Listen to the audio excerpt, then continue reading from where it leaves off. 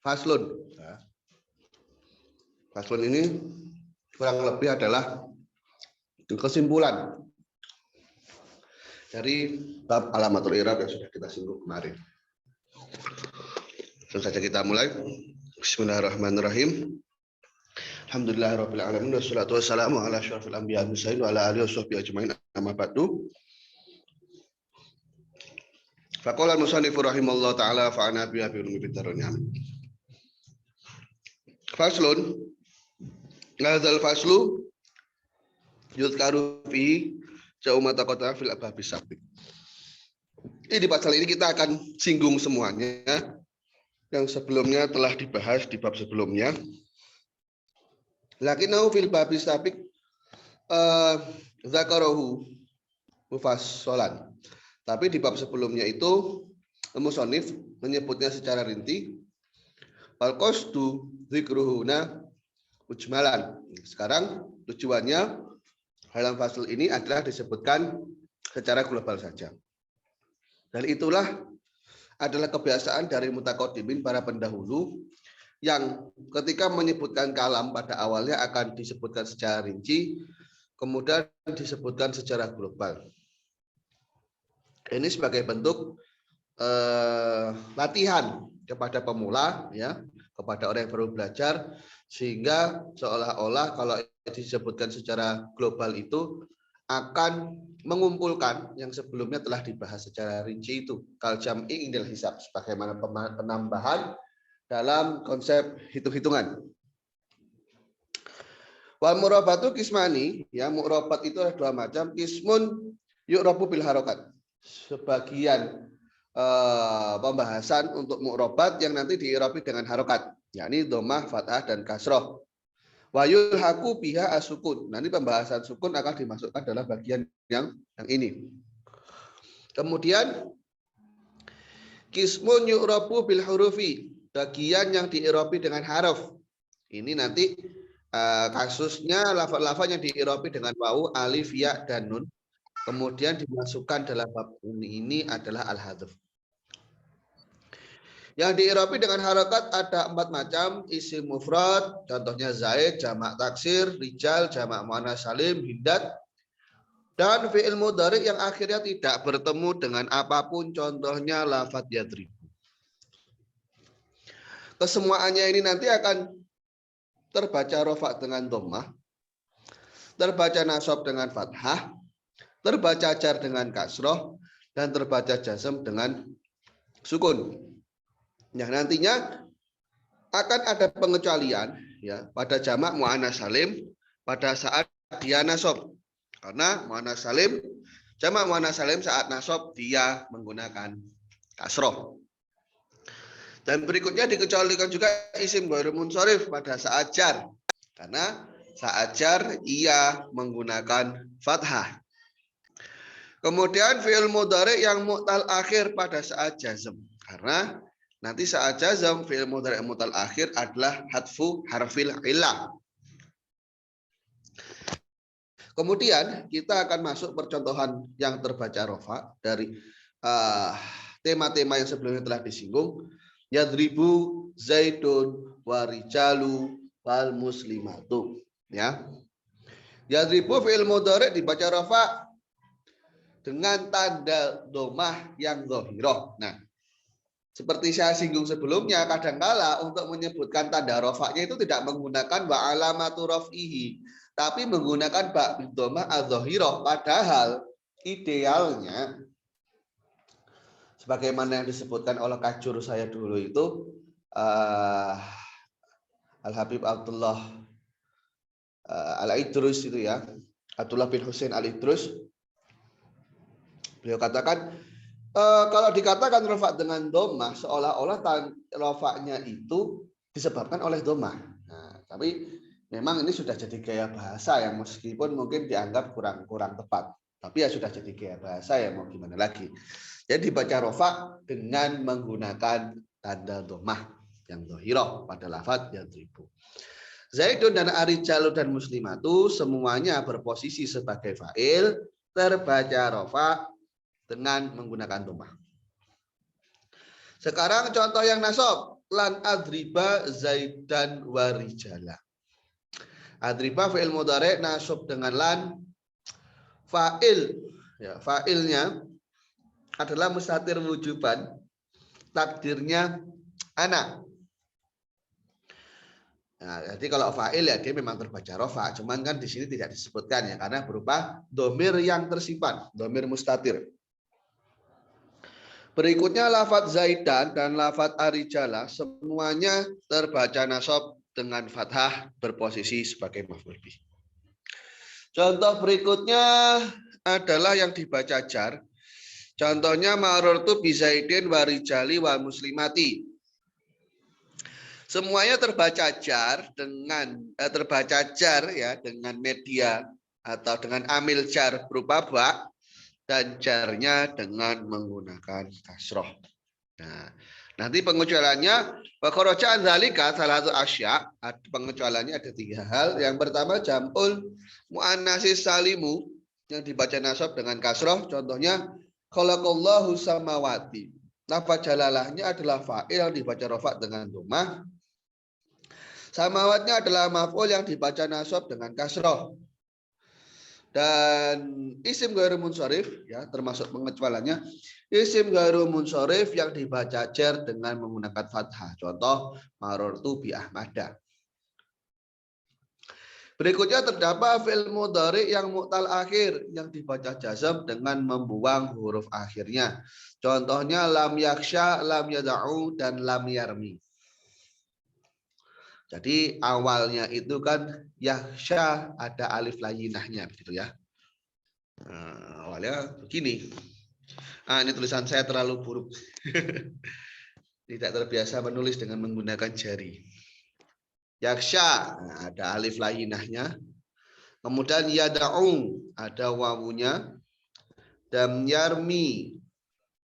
Nah, ada yaknya di belakang. Itu semua akan dibuang. Ya, karena menjadi tanda untuk alamat jazm menjadi lam yaksha, lam yada'u dan lam yarmi. Yang pertama dibaca jazm dengan membuang huruf alifnya. Yang kedua dibaca jazm dengan membuang wawunya. Dan yang terakhir dibaca jazm dengan membuang yaknya. Waladhi yurabu bil hurufi ya, jadi yang diirabi dengan huruf ya, yakni diirabi dengan tanda berupa wawu, alif, ya. Begitu juga nanti dengan nun ya. Ini ada 4 macam, ada 4 macam. Ya. Yang pertama adalah isim tasniyah. Ini menggunakan alif, jamak mudzakkar salim. Nah, ini nanti dia menggunakan apa namanya? Wawu dan ya, tasnya kan alif dan ya, jamak mudzakkar salim wawu dan ya. Asmaul khamsah alif wawi, alif wawu dan ya paling komplit ini ya. Dan kemudian af'alul khamsah yang menggunakan nun ya, yakni yaf'alani, taf'alani ya, yaf'aluna, taf'aluna dan taf'alina. Yaf'alani dengan titik 2 di bawah ya kan. Taf'alani dengan titik 2 di atas. Yaf'aluna dengan titik 2 di bawah. Bil musannati tahat. Ya.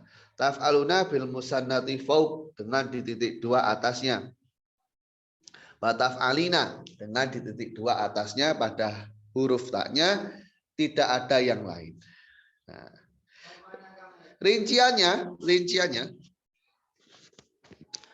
untuk tasniyah nanti dia akan rofa dengan alif. Contohnya ja'a az-zaidani. Ya. Jadi az-zaidani ini tanda rofanya adanya alif yang di belakang sebelum nun itu. Kemudian terbaca nasab dan terbaca jar dengan adanya ya. Contoh ra'aitu az-zaidaini wa maratu biz-zaidaini. Dengan adanya ya sebagai tanda i'rab. Berikutnya jamak mudzakkar salim, rafa dengan wau, ja'a zaiduna. Ya. Ja'a zaiduna dibaca nasab dan dibaca jar dengan ya. Ra'aitu zaidina dan maratu bi zaidina. Untuk asmaul khamsah Rofaknya dengan wawu, contoh ja'ah abuka. Nasabnya dengan alif, ro'aitu abaka. Dibaca jar dengan ya, contohnya marortu bi abika.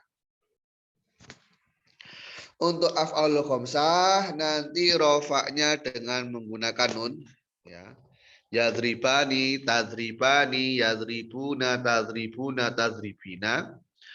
Untuk nasab dan jazmnya dengan membuang nun tersebut. Contoh lan yadriba, lam yadriba, lan tadriba, lam tadriba, dan lan yadribu. Ya.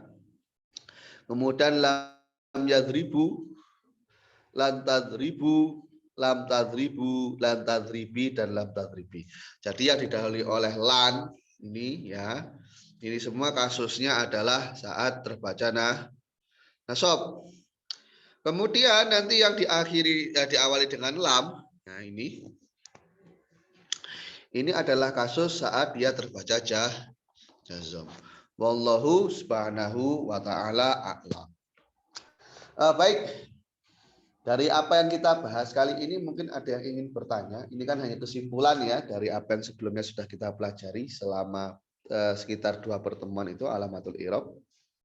Silakan yang ingin bertanya. Ada atau tidak? Ya kalau nggak ada nggak apa-apa. Kalau ada juga nggak apa-apa. Nggak ada ya? Aman ya? Oke.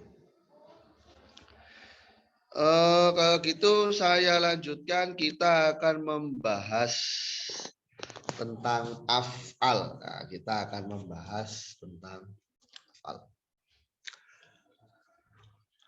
Af'al atau fi'il, ya ini ada 3, yakni madhi, mudhari, dan amr. Ya ini mengacu mazhab ulama Basrah.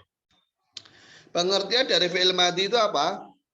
Madalla ala hadatsin, ya, madalla ala hadatsin mado wangkodo, sesuatu yang menunjukkan atas peristiwa yang telah terlewat dan telah selesai. Wangkodo ini harus kita perhatikan ya, wangkodo. Jadi kalau pekerjaannya saat ini masih berlangsung itu tidak menggunakan fi'il madhi. Karena fi'il madhi itu aplikasinya adalah manakala pekerjaan itu telah terlewat dan juga telah selesai. Nah, jadi umpama saya katakan jalastu fidari, berarti saat ini saat telah saya ucapkan konsep saya duduk itu telah selesai. Karena kalau saya masih duduk saat ini di dalam rumah, hendaknya tidak saya katakan jalastu fidari, melainkan ajlisu fidari. Ya. Ciri dari fi'il madhi, dia bisa bertemu dengan tak taknis yang terbaca sukun. Ingat, tak taknis yang terbaca sukun. Kata sukunnya ini jangan sampai lupa. Karena inilah ciri dari fi'il madhi. Karena kalau taknya sampai berharokat, ya, maka dia bukan fi'il madhi. Contohnya, lafadz muslimah, muslimatun. Nah, muslimatun itu di belakangnya terdapat tak taknis. Tak yang menunjukkan arti wanita. Nah, namun kasusnya dia berharokah, sehingga muslimatun bukan fi'il. Nah, kalau qomat itu taknya terbaca sukun, maka bisa kita identifikasi, bisa kita kenali kalimah ini masuk rukun dalam kalimah fi'il. Contohnya doroba. Ketika bertemu tak taknis dibaca menjadi dorobat. Nah, itu untuk fi'il madhi. Berikutnya kita akan bahas fi'il mudhari. Nah, apa itu pengertian dari fi'il mudhari? Fi'il mudhari adalah sebuah kalimat atau kata yang menunjukkan peristiwa yang masih bisa menerima saat ini pengerjaannya ataupun di masa yang akan mendatang. Jadi fi'il mudhari ini adalah sebuah kata kerja yang tinjauan artinya yang berkaitan dengan waktu itu di sana masih bernuansa spekulatif. Tidak dikhususkan secara langsung pada salah satu waktunya yang sehingga di sana masih memungkinkan pekerjaan ini memang sedang dilakukan saat ini atau masih dilakukan saat ini atau akan dilakukan di masa yang akan mendatang. Ya. Untuk ciri-cirinya, ya, untuk ciri-cirinya fi'il mudhari ini dia bisa menerima sin, ya, saufa, dan juga harful jazm berupa lam. Contohnya, ya, yadribu. Ya. Lafadz yadribu ini bisa kita modifikasi, bisa kita tambahkan komponen di dalam kalimatnya dengan adanya harf sin, saufa, dan juga lam. Contohnya saufa yadribu, sayadribu, dan lam yadrib. Ini fi'il mudhari. Yang berikutnya ada fi'il amr. Apa itu fi'il amr? Fi'il amr ada sebuah kata yang menunjukkan peristiwa yang terjadi di masa yang akan mendatang. Loh Ustadz, kan perintahnya sekarang. Betul. Jadi fi'il amr ini memiliki dua sudut pandang. Kalau kita lihat dari si pemberi perintah, ya memang perintahnya itu muncul manakala disebutkan fi'il amrnya. Tapi kalau kita meninjau dari pekerjaannya, ya zamannya mustakbal. Karena ketika kita diminta melakukan sesuatu, berarti kan sesuatu itu belum wujud, sesuatu itu belum hasil, sesuatu itu memang belum dikerjakan. Maka zamannya mustakbal meninjau dari pekerjaan yang diminta.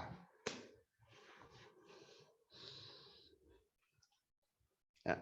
Waya dulu ala tolab, fi'il amr ini menunjukkan arti permintaan. Contohnya idrib. Nah, ya. Tandanya dia bisa bertemu dengan ya mu'anas mukhotobah.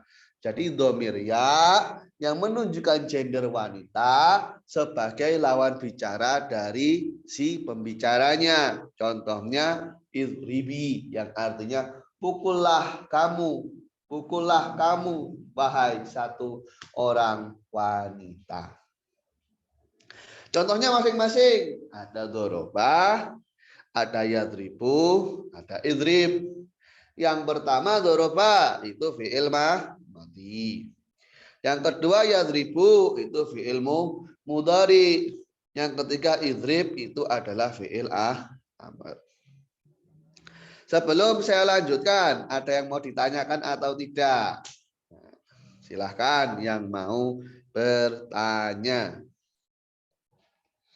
Ada? Enggak ada?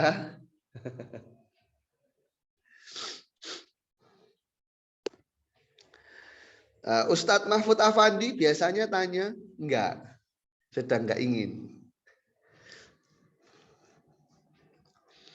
Atau ukti-ukti yang lain mungkin, silahkan. Ya, enggak.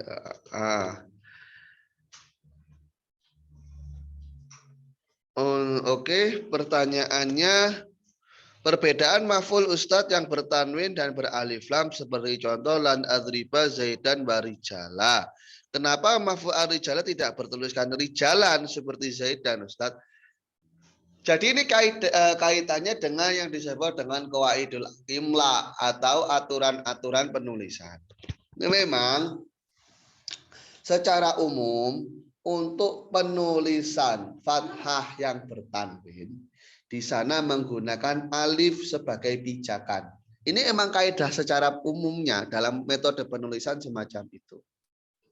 Jadi kalau memang fathah itu menjadi alamat i'rab dari sebuah kata dan kata itu welcome dengan tanwin, nanti di sana ada alif sebagai penyandangnya. Yang konsekuensinya nanti akan dibaca panjang manakala dalam kondisi wakof. Jadi kaitannya dengan imla dan kiroah yang sebenarnya bukan konsentrasi penuh dalam pembahasan nahwu. Tapi nggak apa-apa, kita singgung sedikit saja.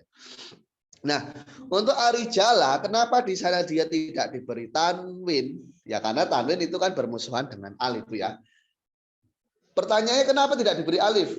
Masalahnya alif itu di sana dia sebagai penunjang dari keberadaan tanwin yang terbaca fathah.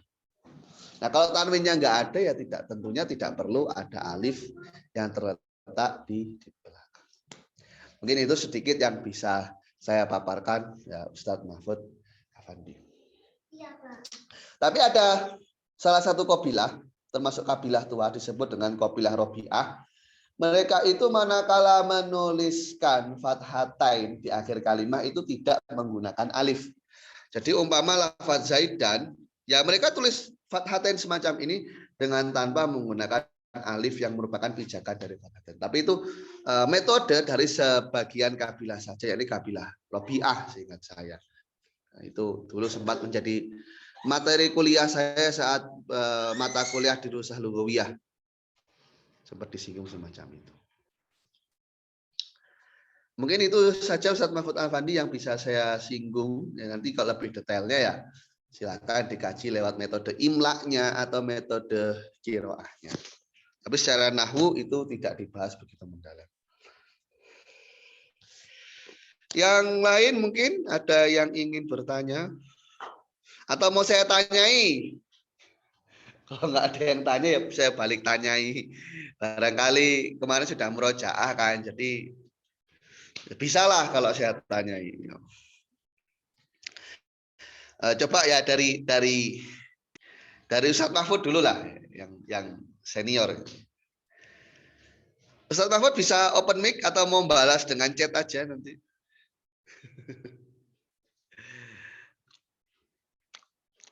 Coba ya saya tanya Ustadz Mahfud. Untuk i'rab rofa yang menggunakan dhammah itu ada berapa kata kira-kira? Boleh dijawab. Atau yang lain yang tahu kalau mau jawab silahkan. I'rab rofa menggunakan tanda dhammah itu berlaku untuk berapa kondisi saja? Mungkin ingat?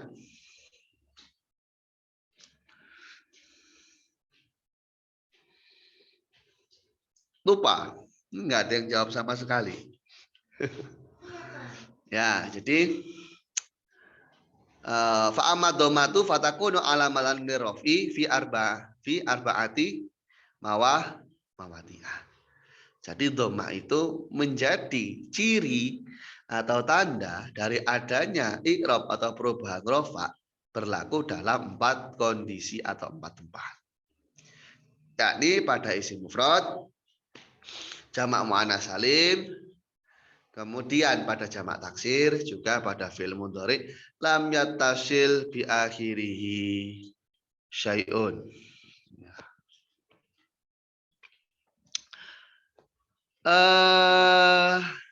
Saya lanjutkan. Fal madhi maftuhul akhiri abadan. Fi'il madhi itu akan terbaca fathah akhirnya selamanya. Ya, selamanya akan terbaca fathah dalam kondisi apapun. Yakni annahu mabniun alal fathi. Yakni bahwasanya fi'il madhi itu adalah mabni fathah. Lafdhon au takdiron. Baik pembacaan fathahnya itu secara verbal atau sebatas persepsi saja. Contohnya yang secara verbal dhoroba. Pembacaan fathah pada akhir katanya yakni huruf ba itu real bisa kita dapati pelafalannya. Untuk kemudian yang persepsional saja karena kasus ta'adzur, ya ta'adzur ini sudah kemat kita singgung kan ya, karena tidak memungkinkan, berarti kan asumsinya akhir katanya ini adalah alif. Contohnya lafadz Roma. Memang pembacaan fathah pada alif yang merupakan akhir kata di sini sebatas persepsi kita saja. Karena mau kita tampilkan bagaimanapun itu tidak memungkinkan. Ya, tidak memungkinkan mengacu alif itu memang tidak bisa diharokati kan begitu. Ya hanya kita bayangin aja, kita bayangin itu terbaca fathah gitu. Ngayal lah, ngayal. Atau kalau bahasa anak sekarang halu.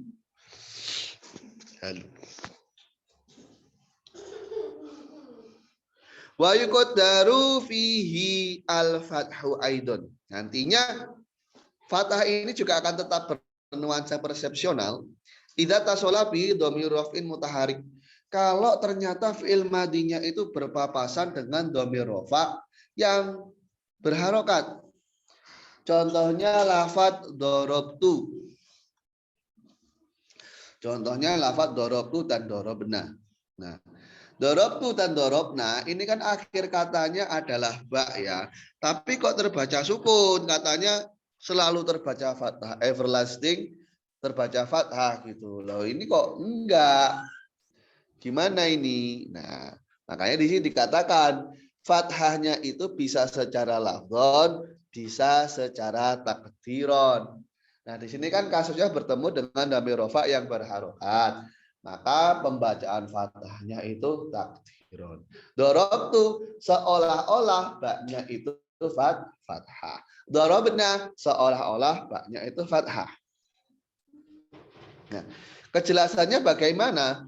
Wa yakunu zuhurul fathi muta'adziron. Kalau mau kita tampilkan fathah pada baknya ini susah. Susah. Kenapa? Karohata tawali arba'i mutaharikatin. Karena nggak suka ada 4 huruf yang berharokat bersandingan. Fima huwa kal kalimah wahidah. Yang seolah-olah ini sebagaimana satu kata. Kalau antum perhatikan dalam bahasa Arab, ada nggak satu kata yang memiliki 4 huruf yang berharokat semua? Kan nggak ada. Yang 4 umpama Ja'far. Atau umpama sebagaimana kata Tolhah. Atau Sim-sim, Lam-lam. Tengahnya yang nomor 2-nya pasti biasanya mati. Nah, ini kasusnya memang antara doroba dan dhamir rafa mutaharik 2 kalimah yang berbeda. Cuman teman di sini ya, dhamir mutasil itu kan dia menjadi satu dengan fiilnya. Sehingga makanya dikatakan kal kalimatil wahidah, seolah-olah sebagaimana satu kata. Yang konsekuensinya kalau semuanya diharokati, orang Arab ini nggak suka. Soalnya kayak satu kalimat dibaca ada harokatnya semua, kan nggak enak gitu. Jadi pembacaan fathahnya sebatas persepsional saja. Berikutnya wa yuqaddaru fihil fathu aidan idza tasala bihi wawu dhamir. Nah, fathahnya itu akan kita persepsikan juga manakala bertemu dengan wawu dhamir. Contohnya lafadz dorobu. Nah, dorobu ini fathahnya di mana? Berarti secara muqaddar. Li'anal wawa yunasibuha. Ya. Karena wawu ini di sini menuntut untuk disesuaikan domu maqoblaha atas keterbacaan domah harf sebelumnya. Harf sebelum wawu itu adalah ba. Nah, sehingga kalau wawu ini dia memaksa fiil untuk terbaca domah pada akhirnya, konsekuensinya konsistensi dari fathahnya akhir fiil madi hanya bisa kita terapkan sebatas persepsional saja. Tidak bisa kita tampilkan secara verbal karena akhir haraf dari fiil madi dipaksa ya. Dia tidak bisa berkutik menghadapi wawu yang mengharuskan ia untuk terbaca domah. Fadhamatul munasabati tamna'u min dhuhuril fathi. Nah, dhammah yang notabene merupakan penyesuaian akan keberadaan wawu ini dapat menganulir, menghalangi, mencegah, memproteksi dari tampilnya fathah pada huruf ba di akhir fiil madi tadi. Nah, sehingga kalau mau kita i'rab fayuqalu mabniyun ala fathin muqaddarin mana amil dhuhurihi istighalul mahalli bi harakatil munasabati. Ya, mabni dengan fathah yang dipersepsikan yang menghalangi dari tampilnya pembacaan fathah itu adalah adanya mahal tempatnya baknya itu sudah terlanjur sibuk dengan harokah penyesuaian. Jadi ya fathahnya yang mengalah, fathahnya hanya sebatas angan saja, tidak bisa ditampilkan karena adanya wawu yang menuntut terbaca dhammah pada akhir harf dari fiil madhi. Jelas ya? Atau saya kalau bicara masih terlihat terburu-buru?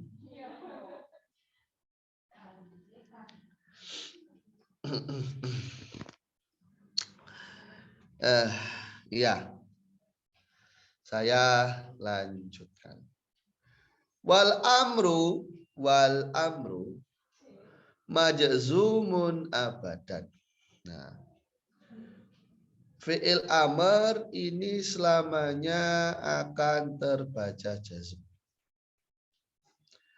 Yakni maksud dari terbaca jazm selamanya dia itu adalah mabni atas sukun yang mirip dengan jazm. Jadi karena fi'il amr di sini itu kalau kita mengacu ulama Basroh dia memang mabni. Memang mabni, namanya mabni nggak bisa berubah. Kalau mengacu ulama Kufah fi'il amr itu memang mu'rab. Tapi di sini oleh Syekh Ahmad Zaini Dahlan difahami yang dikehendaki dari Imam Sunan Haji fi'il amr majzumun abadan itu dia mabni dengan tanda-tanda jazm, di antaranya mabni dengan sukun. Mabni dengan sukun. Itu kalau dia sahih akhir. Nah. Kemudian kalau andaikan fi'il amrnya itu mu'tal akhir, huruf akhirnya berupa huruf illah, ya. Umpama akhirnya alif atau akhirnya nanti wawu atau akhirnya nanti ya, maka mabninya adalah dengan membuang huruf illah. Mabninya adalah dengan membuang huruf illah. Baik huruf ilahnya berupa alif, wawu ataupun ya. Contohnya lafaz ikhsya, lafaz ud'u, lafaz irmi. Ya. Itu kalau kita mengacu pada bentuk madi atau mudhari'nya, di akhirnya kan terdapat huruf ilah. Khosya yakhsha, da'a yad'u, ada wawu di belakang, roma yarmi. Ya. Ketika kita bentuk fi'il amarnya, maka huruf-huruf ilah itu akan dibuang karena fi'il amar mabni ala hadfi harfi ilah.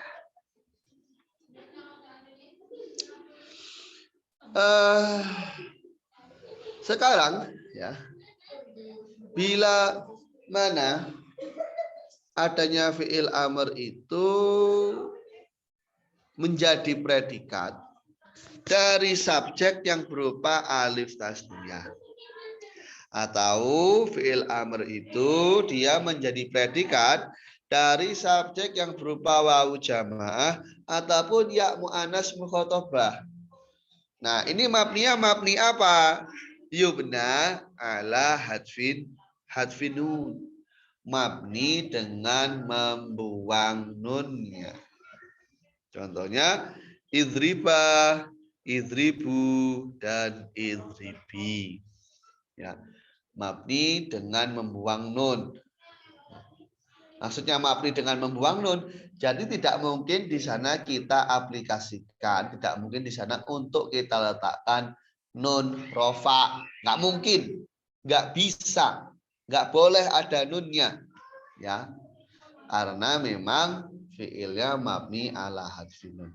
Loh Ustadz, namanya membuang itu kan berarti sebelumnya ada, kemudian dibuang menjadi tidak ada. Makanya saya katakan, yang dikehendaki mabni ala hadfin nun di sini, dia tidak mau serta-merta kalau nanti sampai ada nun yang diletakkan di sana. Kalaupun toh sampai ada nun di sana, maka akan dibuang.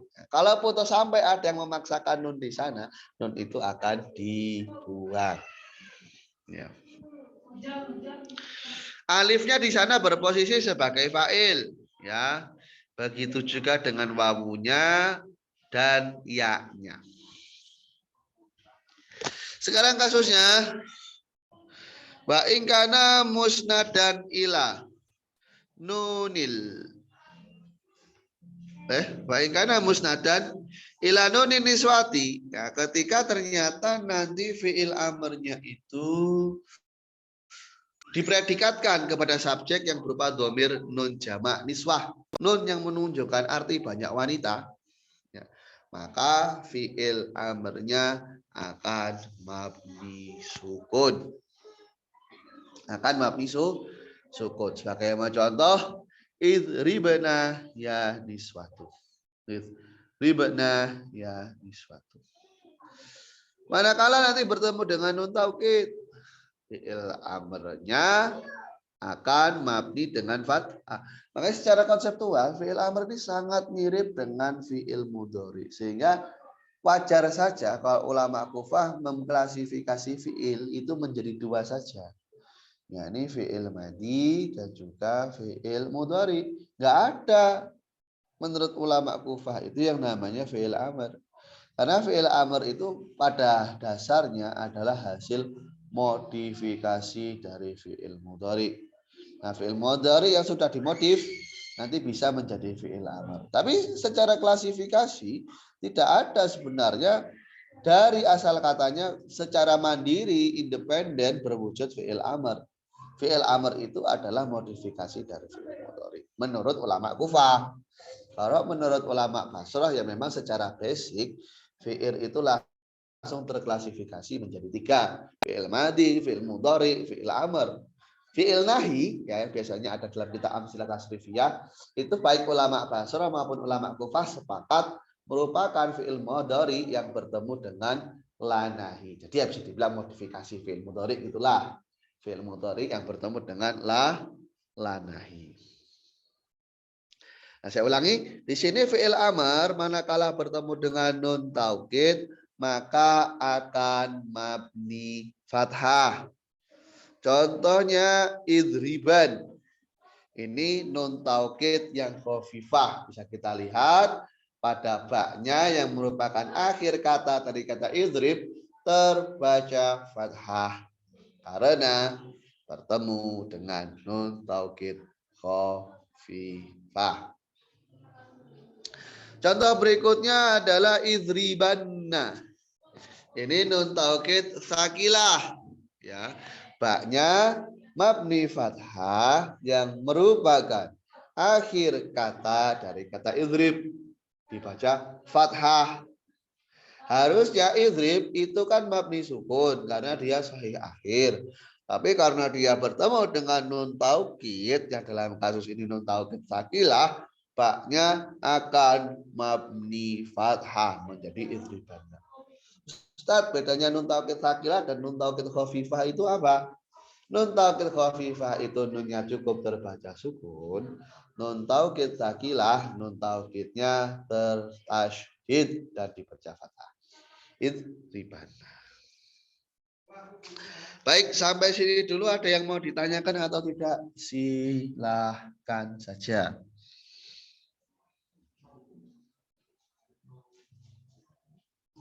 Enggak ada ya? Insya Allah ngerti semua lah. Gampang.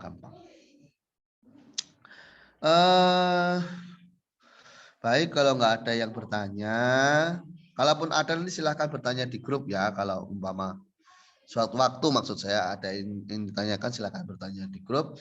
Untuk sore ini saya cukupkan dulu sekian ya karena ada beberapa keperluan ini. Insya Allah kita lanjut besok. Assalamualaikum warahmatullahi wabarakatuh.